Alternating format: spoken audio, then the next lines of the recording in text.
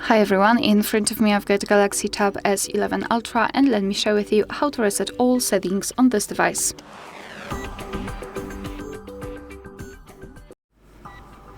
So let's begin with opening the settings, and here in this left section we have to scroll and find General Management. Here let's go to Reset option, and here let's simply tap on Reset All Settings.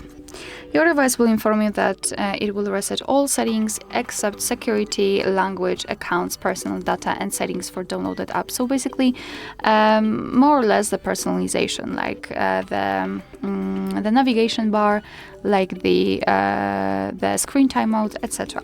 So let me just tap on Reset Settings. Let me enter the screen lock to confirm. And here we've got the warning that this operation cannot be undone. And that your device will need to be restarted. So just tap on reset if you're ready, and now simply wait until everything will be finished. Alright, so that will be all. Thank you so much for watching. Please hit the subscribe button and leave the thumbs up.